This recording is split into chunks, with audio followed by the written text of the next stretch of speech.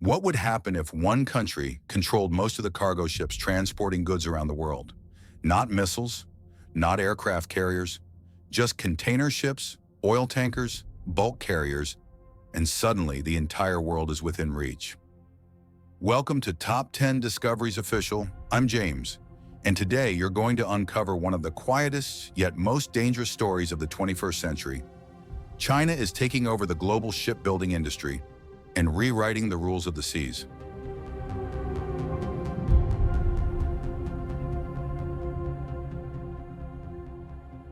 The century of Made in China. To put things into perspective, imagine this. Every time the United States completes one ship, China rolls out 333. That's right, over 300 times more. No metaphors, no exaggeration, just cold, hard reality. In just 2 short decades, China has transformed shipbuilding from a game for apprentices into a global stage, one that they now direct. They currently account for over 57% of all ships being built worldwide. That means roughly every second vessel sailing the oceans bears the mark of massive shipyards in Shanghai, Dalian, or Guangzhou. Meanwhile, the US contributes a mere 0.01% of global commercial shipbuilding. That's 1/100th of 1%. And it doesn't stop there. A single shipyard in China can outproduce the entire US shipbuilding industry combined. So what's going on? How did China, a country that barely had a competitive fleet by the end of the 20th century, rise to dominate the seas in just 20 years? The answer lies in strategy, speed, and a cold, ruthless industrial mindset. And if America doesn't wake up, the real danger isn't just losing market share. It's losing control over the very oceans it once considered its home turf.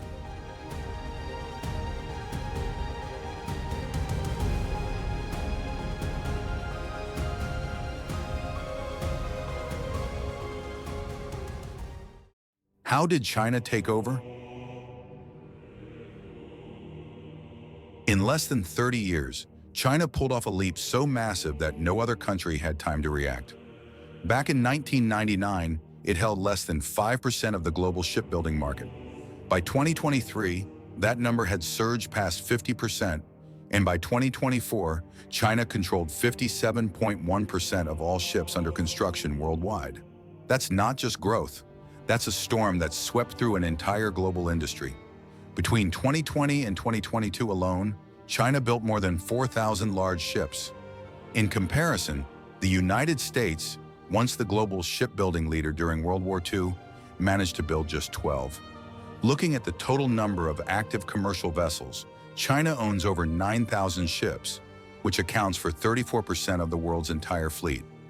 Meanwhile, the US has fewer than 200, most of which operate domestically, with its ocean-going fleet having all but vanished from the global map. Cost is a major reason this game is so unbalanced. A standard container ship, 1,200 feet long, 10,000 TEU capacity, built in China costs around $55 million.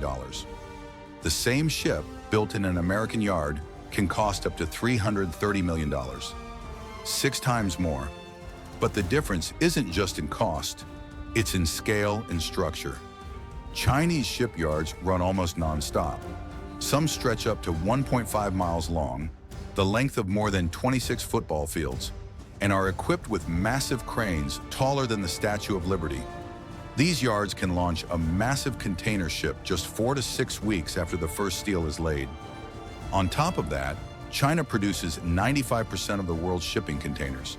So even if your cargo travels on a ship not made in China, there's a good chance the container it's in still says, "Made in China." In other words, China doesn't just dominate shipbuilding, it's controlling the very lifeblood of global trade.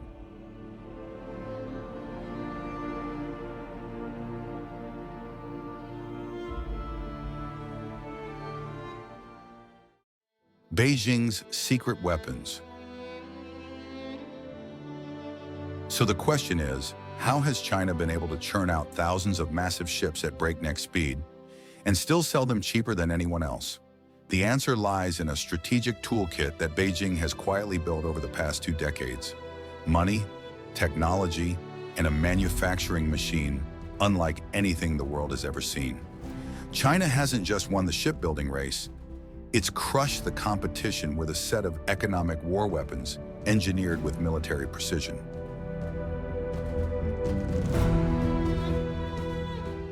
First up, $132 billion. The financial blow that shook the world between 2010 and 2018, Beijing pumped $132 billion into its shipbuilding industry.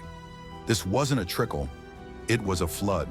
They wiped the debts of struggling shipyards, injected equity into state-owned conglomerates, and subsidized every part of the process, from steel and paint to heavy-duty diesel engines. In Dalian, over 30,000 workers operate in non-stop shifts. With wages around $700 a month, they produce ships at a pace no other nation can match. A Chinese worker builds ships twice as fast at just 1/10 the cost of an American. This isn't just cheap labor. This is a professionalized industrial army. China is now a massive manufacturing machine. Where ships are built like cars in the West, building a container ship is a multi-year project. In Shanghai at the Jiangnan shipyard complex, you can watch a ship over 1,200 feet long, as tall as a 30-story building, come together in just 8 weeks. The speed is staggering. Up to 12 container ships can be built simultaneously, each one large enough to swallow downtown Manhattan. But what's even more alarming is how China is infusing technology into every stage of the process. AI monitors construction timelines. Automated welding robots handle precision tasks. Big data systems analyze and predict production risks. Not in isolated pilot programs, but on a national scale. A ship that used to take 6 months now takes just 2. From blueprint to launch, artificial intelligence and automation have collapsed the industrial timeline to near science fiction levels. China is now producing green ships, unmanned vessels, AI-operated ships, and has kicked off a global race that the US hasn't even begun. And by the time America starts running, it may already be too far behind.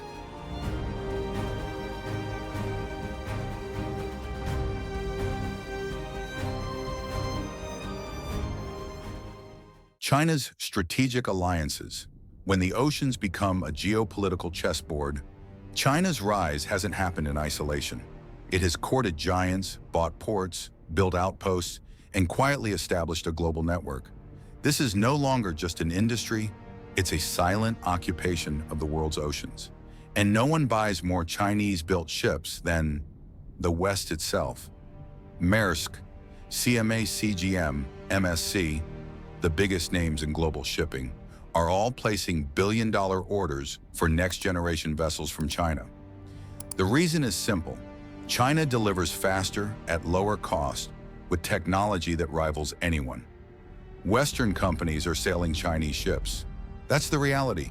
And China doesn't need to dominate the market. It simply lets the market come to them. But it doesn't stop there. China is planting stakes on every continent.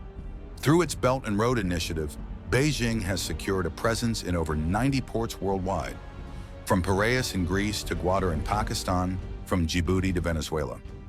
These ports aren't just trade hubs, they're strategic fueling and logistics stations for China's expanding fleet. At the same time, China is building repair yards and manufacturing facilities around the globe. In Egypt, it's taken over industrial zones near the Suez Canal. In Nigeria, it's building West Africa's largest ship maintenance complex. In Panama and Venezuela, it operates ports under aid and loan agreements, weaving together a closed-loop logistics network powered by money, influence, and relentless patience. China is doing something few are paying attention to, building a sealed global maritime network, where every link bears Beijing's unmistakable mark.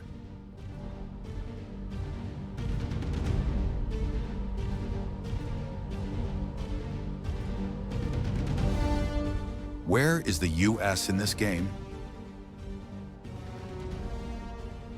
So where does the United States stand in this game? Once the undisputed ruler of the seas, America now stands on the sidelines, like an uninvited spectator at a match it once started.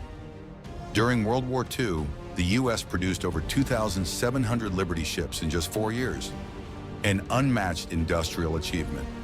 But by 2024, That golden era exists only in history books. Fewer than 200 US-flagged commercial ships remain active worldwide. And how many new ships has the US built in recent years? Just 12 over a span of 3 years, while China built over 4,000. America currently controls just 0.01% of the global commercial fleet, a shockingly low figure for a superpower that once ruled every ocean. Why did the US fall behind? Just look at the cost. A standard 1,200-foot container ship with a 10,000 TEU capacity costs about $55 million to build in China. In the US, that same ship costs around $330 million, 6 times more, and takes twice as long to complete. High labor costs, complex regulations, and fragmented supply chains have made shipbuilding in America nearly impossible, even on its own soil. Worse still, the Jones Act, originally intended to safeguard maritime security, has become a chain holding the industry back. The law requires all domestic shipping to be conducted on American-built and American-operated vessels. But in practice, it has inflated costs, stifled competition, and pushed businesses to abandon ship. Americans pay more, wait longer, and the industry still can't recover. While China expands its reach across every ocean, the US remains stuck in a past century, trapped in outdated systems, outdated protectionism, and the false belief that its former dominance will somehow sustain itself.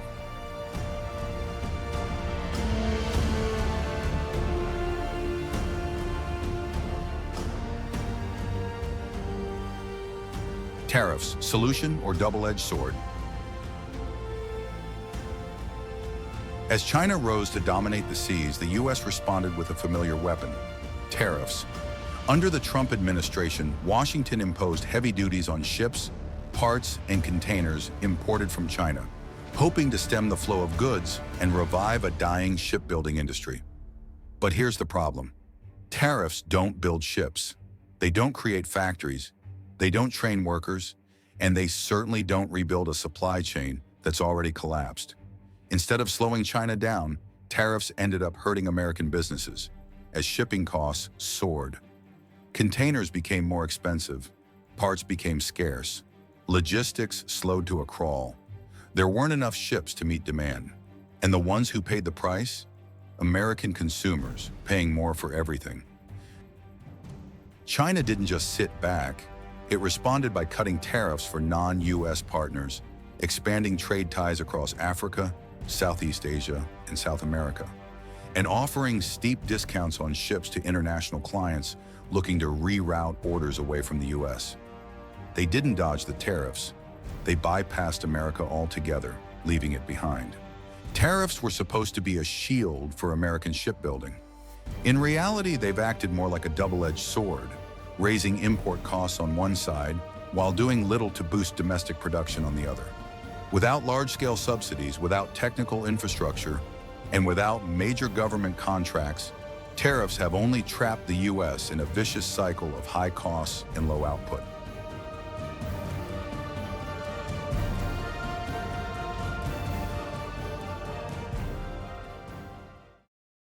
China isn't just leading, they're rewriting the rules. China isn't just moving faster, they're rebuilding the entire game from the ground up. While the rest of the world debates green energy, Beijing has already launched fleets powered by LNG, methanol, and hydrogen. While the West grapples with automation, China is rolling out AI-operated vessels that need no crew. They're not following international standards, they're setting new ones. And when you control over 57% of global shipbuilding output, it's not just about production, it's about shaping how the world moves, trades, and touches the seas. Ships, containers, ports, shipping regulations. Everything is shifting toward a system engineered by China. They don't just want to build the most ships. They want every ship on the ocean, no matter whose flag it flies, to run on a framework they've designed. If China continues at this pace by 2035, they won't just dominate the global fleet. They'll define the rules of maritime trade, the same way the US once set the rules of global finance after World War II. And when that day comes, the rest of the world may not have a choice, except to follow the current China has created.